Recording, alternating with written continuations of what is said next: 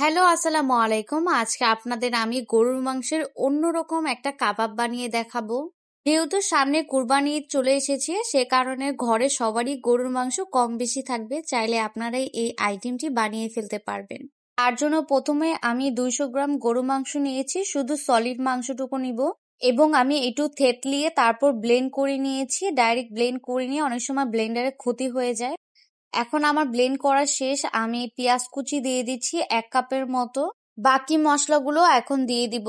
ধনিয়ার গুঁড়া 1 চামচ দিব, গরম মশলার গুঁড়া 1 চা চামচ, স্বাদ মতো লবণ দিয়ে দিব, 1 চামচ কালো গোলমরিচের গুঁড়া, 2 চামচ কাবাবের মশলা দিয়ে দিব এবং আগে থেকে ধনিয়া পাতা একটু কুচি করে রেখেছিলাম সেটা এখন দিয়ে দিব। এই কাবাবটার জন্য সব থেকে ইম্পর্টেন্ট হচ্ছে টক দই। টক দই অবশ্যই দিতে হবে, তাহলে দ্রুত তেলে ভেজে নিলে সিদ্ধ হয়ে যাবে। তাই এখানে আমি 4 টেবিল চামচ টক দই দিয়ে দিব। হাফ চামচ বেকিং সোডা দিয়ে দিব। বেকিং সোডা দিলে খাওয়ার সময় মাংসটা অনেক নরম থাকবে। তারপর দিয়ে দিব 3 চামচ ময়দা। আপনাদের হাতে যদি ময়দা না থাকে তাহলে আপনারা 3 চামচ এখানে বেসন ব্যবহার করবেন। চামচের মতো আমি গুঁড়া মরিচের গুঁড়া দিয়ে দিচ্ছি। আপনারা আপনাদের ঝাল অনুযায়ী বেশি বা কম দিতে পারেন। আর চাইলে এখানে আপনারা কাঁচা মরিচ কুচি ব্যবহার করতে পারেন। এখন আমি সবকিছুকে ভালোভাবে মিশিয়ে নিব। একটু সময় ধরে মাখাবেন যেন ভালোভাবে সবকিছু মিশে যায়। আপনাদের কাছে যদি মনে হয় মাংসটা অনেক নরম হয়ে গিয়েছে বা পাতলা হয়ে গিয়েছে ব্যাটারটা, তাহলে এখানে আপনারা আরো 2 চামচ ময়দা ব্যবহার করবেন। আমার সবকিছু ভালোভাবে মাখানো শেষ। এখন আপনাদের আমি একটু দেখিয়ে দিচ্ছি আমি কতটুকু বা কিভাবে রেখেছি। আমার কাবাবের জন্য একদম পারফেক্ট হয়েছে। এখন আমি যেটা করব, এরকম একটা বন্ড পেপার নিয়ে নিব। আপনারা যে কোনো বেকিং শপে পেয়ে যাবেন, বা হাতে যদি না থাকে তাহলে আপনারা একটা পলিথিনে ঢুকিয়ে নেবেন। আমি যেভাবে ঢুকাচ্ছি আপনারা চাইলে পলিথিনও সেম ভাবে ঢুকিয়ে নিতে পারেন। এখন আমি কাবাবের জন্য যে কিমাটা করেছি সেটা এখন আমি পুরোটা দিয়ে দিব ভিতরে। ভিতরে দেওয়ার সময় একটু চেপে চেপে ভিতর দিকে ঢুকিয়ে দিবেন। কাবাবটা ঢোকানোর পর আমি এখন পেঁচিয়ে নিব। আপনারা যদি পলিথিন ব্যবহার করেন সেম ভাবেই পেঁচিয়ে নেবেন। আমি যেভাবে পেঁচিয়ে নিচ্ছি। পেঁচানো হলে আমি কোণের মুখটা কেটে দেব, একটু বড় করেই রাখবো। আপনারা পলিথিনে কোণার সাইডটা কেটে নেবেন। আমি আবার একটু পেঁচিয়ে পেঁচিয়ে তারপর সামনের দিকে নিয়ে আসছি, তাতে চাপ দিলেই সরাসরি বের হয়ে যায়। এইভাবে আমি কিছুক্ষণ রেখে দিব। এখন আমি একটা সালাদ তৈরি করে নিব। এটাকে আপনারা রায়তা হিসেবে বলতে পারেন। তার জন্য আমি এখন শসা কুচি কুচি করে নিব এবং গাজরের হাফ টুকু নিব, যেটা আমি এখন কুচি কুচি করে নিব।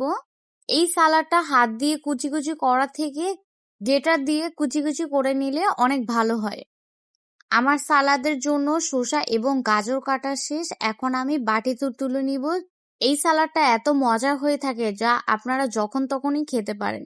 সালাদে দেওয়ার জন্য ব্লেন্ডারে কিছু পুদিনা পাতা, ধনে পাতা এবং একটা কাঁচা মরিচ দিয়ে দিব আর একটু আদা কুচি দিয়ে দিব। তারপর ব্লেন্ড করে নিব। এখানে কোনো প্রকার পানি ব্যবহার করা যাবে না। যতটুকুই ব্লেন্ড হয় ততটুকুই রাখতে হবে, পুরোপুরি ব্লেন্ড হওয়ার দরকার নেই। আমার ব্লেন্ড করা শেষ। আমি যেই শসা এবং গাজর কেটে রেখেছিলাম সেটা থেকে যে এক্সট্রা পানি ছিল আমি ঝরিয়ে নিয়েছি। তার মধ্যে আমি যে পুদিনা, ধনিয়া পাতা এবং কাঁচামরিচ ব্লেন্ড করেছি সেটা দিয়ে দিচ্ছি। তাতে অল্প করে পেঁয়াজ কুচি দিয়ে দিলাম এবং টক দই দিয়ে দিব 3 চামচের মতো। আপনারা চাইলে আরো বেশি ব্যবহার করতে পারেন টক দই। এখানে টক দই বেশি হলে কোনো সমস্যাই নেই। এখন আমি সবকিছুকে মাখিয়ে নিচ্ছি। টক দই মেশানোর পর আমি এখানে হাফ চামচের মতো গোলমরিচের গুঁড়া দিয়ে দিচ্ছি এবং সামান্য একটু জিরার গুঁড়া দিয়ে দিব এবং সামান্য একটু লবণ দিয়ে দিব। তারপর আমি আবার সবকিছু মাখিয়ে নিব। মাখানো হলে আমি এখানে অর্ধেক লেবু দিয়ে দিব। লেবু চিপিয়ে লেবুর রসটা দিয়ে দিব। তারপর সামান্য চিনি দিয়ে মিক্স করে নিব। আবার আমি এই রায়তাতে অল্প অল্প করে জিনিস দিয়ে মাখিয়ে নিচ্ছি যাতে করে সুন্দরভাবে সবকিছু মিশে যায় এবং খেতেও অনেক ভালো লাগে। এখন আমি কাবাবটা তৈরি করব। তার জন্য আমি তেল দিয়ে দিচ্ছি পরিমাণ মতো। কোণের ভিতর যে আমি কাবাবটা ঢুকিয়েছিলাম এখন আমি কাবাবগুলো ছেড়ে দিব। আমি এক হাত দিয়ে চাপ দিয়ে কাবাবটা বের করব এবং আরেক হাত দিয়ে কেচি দিয়ে ছোট ছোট করে কেটে নেব। এতে করে কাবাবগুলো অনেক ছোট ছোট হয় এবং খেতেও অনেক মজার হয়। আমি একবারে ছোট ছোট সাইজ করে রাখছি, আপনারা চাইলে একটু বড় রাখতে পারেন। আমার কাছে এই কাবাবগুলো ছোট ছোট দেখতেই অনেক ভালো লাগে। আমি একেবারে না দিয়ে অল্প অল্প করে ভেজে নিচ্ছি। কিছুক্ষণ রেখে তারপর আমি উল্টিয়ে দিব। কাবাবটা অবশ্যই অল্প আঁচে ভেজে নিতে হবে, না হলে উপরের অংশ আগে আগে হয়ে যাবে এবং ভিতরটা কাঁচা থেকে যাবে। আমার মাংসগুলো ভাজা শেষ, এখন আমি তুলে নিচ্ছি। তেলগুলো ঝরিয়ে নিচ্ছি এবং টিস্যু পেপারে উঠিয়ে রাখতেছি।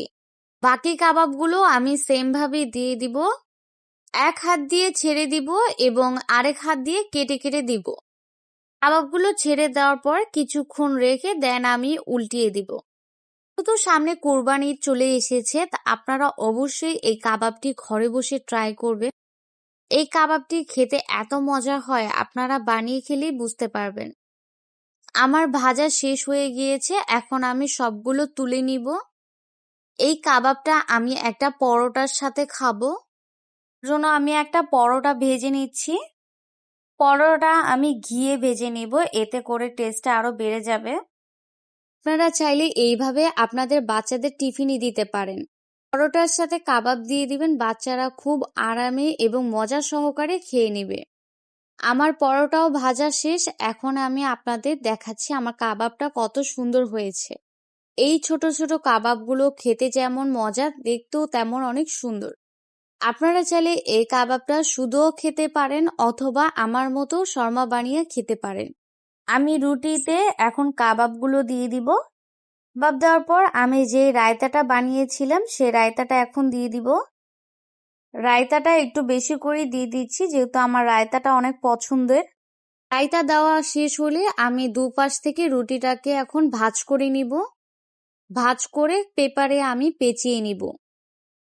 কত সুন্দরভাবে তৈরি হয়ে গেল আমার কাবাব দিয়ে শর্মা। আপনারা চাইলে এই কাবাবটা দিয়ে শর্মাও তৈরি করে খেতে পারেন অথবা রুটির সাথেও খেতে পারেন। আবার যদি আপনারা বাচ্চাদের এইভাবে টিফিনে দেন তাহলে তারা অনেক মজা করে খেয়ে নেবে।